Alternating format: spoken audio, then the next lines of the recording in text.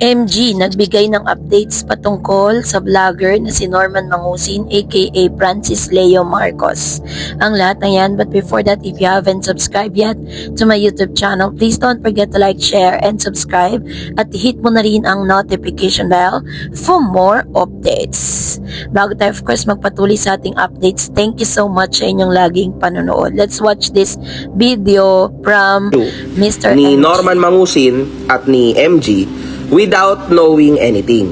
'Di ba? Wala silang alam, wala silang idea, wala silang basta hindi nila alam yung sinasabi nila. Halata naman, no. Kumbaga main focus nila was dun lang sa sinabi na just vexation, ganito ganyan, no. I mean, it's okay. It's understandable. Kasi hindi naman lahat kayang manood, 'di ba? And at the same time, mga kahombre ko, hindi naman natin masisisi ang mga tao kasi meron ilang milyon na Pilipino, 100 plus million yata, di ba? Napakarami milyon ng Pilipino sa Pilipinas. Ilan lang bang nakapanood sa mga videos ko? Siguro umabot mga 10, 15 million views lang yun, no? Ilang milyon ba ang Pilipino sa buong Pilipinas? Tuldok lang. It's very much understandable. Ngayon, pero ako'y natutuwa kasi yung mga nakapanood, they understand. They understood everything and masaya tayong lahat, and syempre doon lang ako nakafocus. At ito, mga kahombre ko, para naman, no, sa mga influencers na nakikidikride, nakikiepal, nagko-comment ng kani-kanilang mga komento, nagpapapansin, it's okay. Mga tol, mga kapwa ko influencer, mahal ko kayo, man. Alam nyo kung bakit? Kahit galit kayo sa akin, kupal kayo sa akin, kasi trabaho ko yan. Parehas tayo. I know this is only for the content, for you guys. Kailangan. Naintindihan ko kayo. Promise, man. Diba? Kunwari, titirahin mo ko ngayon. Mag-a-against ka, tirahin mo ko, tirahin mo si Norman, ibabalik mo yung mga past issues ko, kahit wala ka ng idea, di ba? Hindi mo na alam kung ano na ba talagang ginagawa ko ngayon, wala ka ng idea, pero titirahin mo pa rin ako, tirahin mo si Norman. It's okay, man. At para sa mga kahombre ko, hindi ho tayo ganun kababaw. Ako nakakaintindi ako. Wala yun sa akin. Kasi ganun din ang trabaho ko. Trabaho ko rin yan. Pag may issue, syempre, baba na tayo, di ba? Ganun ho yun. Okay? Alam nyo, mga kahombre ko, meron din ako mga tunay na kalaban sa internet, no, na syempre mainit sila sa akin dahil sa mga past feud namin. Kahit kayo, naintindihan ko rin kayo, kasi kahit ako man nasa posisyon nyo, ganun din gagawin ko kasi influencer tayo, guys. Ganun talaga. Obviously kailangan natin lahat kumita. Normal lang ho yun. Understandable. Hindi ako kaya kayo, mga kahombre ko, wag yan. Focus tayo sa issue. Focus tayo dito sa ginagawa natin laban. Kay Kulaong tayo, kay Norman tayo, kasi makakalaya yan. O pagkalaya niya, trouble na naman ho yan. Wala na naman yung mga tao na yan. Yung mga nagsasabi ho ng kung ano-ano ngayon, wala na naman sila. Babalik ulit sila pag nakulong ulit yan kasi trending. Yun lang yun. Pero yung tunay na laban, sa tunay na laban natin, which umaani ng ilang daan libong views, 300 to 400,000 views sa YouTube, yun na. May konti lang, basta 300 to 400k views yan, minimum. So, yun lang yung tunay na nakakaalam ng storya. So, syempre, pag magte-trending ulit, kung ano yung pinatrend, yun, di ba? Ganun lang yun, mga kahombre ko. Kaya, for me, it's okay. I actually respect yung mga influencers, mapaproman kayo sa akin or against kayo sa akin kasi parehas lang tayo ng trabaho. It's okay. It's okay, man. Promise. It's good. Okay yan.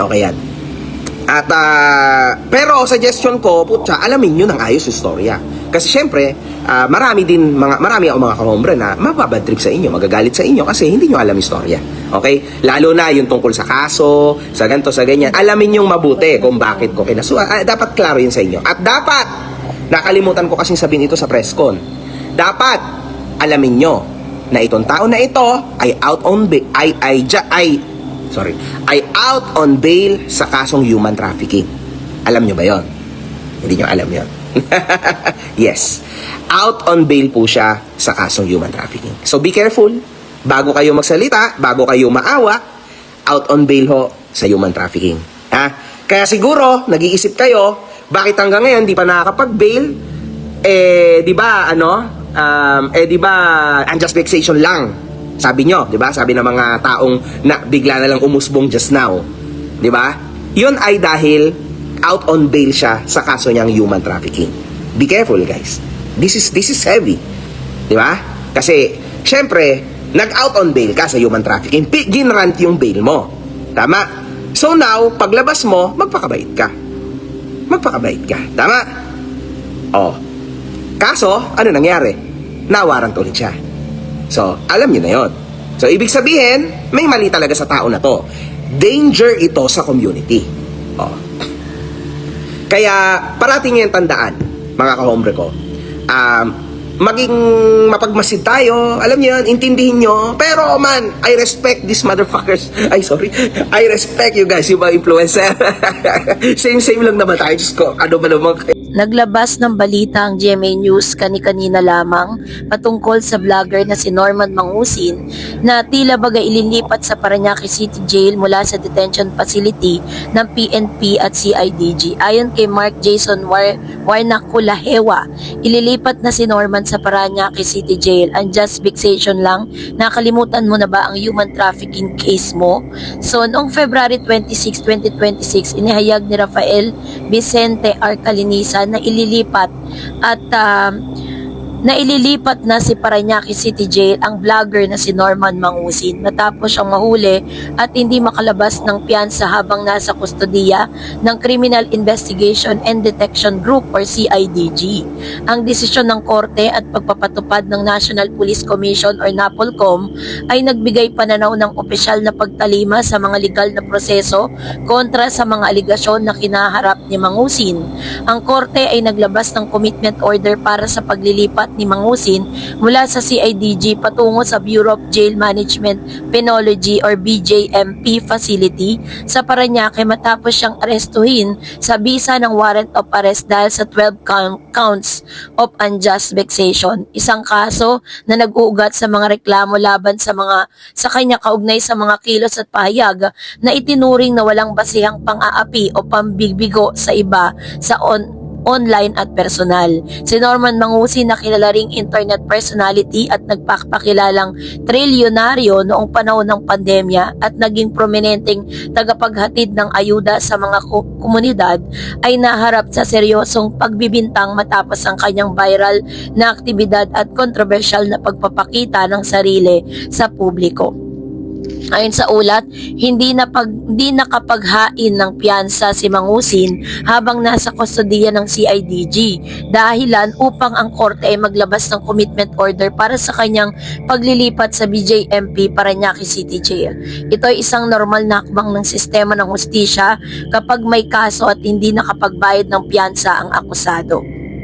Sa kasong ito, ang napag-uusapan na paglabag ay unjust vexation na isa sa mga klasifikasyon ng akusasyon sa ilalim ng batas na maaaring gamitin laban sa tao na di umano'y nang aabuso at nang gigipit o nakakapagdulot ng abala sa iba nang walang sapat at legal na dahilan. Ang naturang kaso ay sinasabing may 12 counts na isinampa laban kay Mangusin, isang pahayag na sumasailalim sa bigat ng mga paratang at posibleng parusa kung mapapatunayan. Ang pagkakakulong sa Parañaque City Jail ay sinagawa habang nagpapatuloy ang legal na prosesyon at hindi pa ito nangangahulog ang hatol na laban sa kanya. Ang sistemang legal sa Pilipinas ayon sa prinsipyo ng presumption of innocence ay nagtatakda na ang biktima ay hindi itinuturing na ganap na nagkasala hanggat hindi pa napapatunayan sa korte.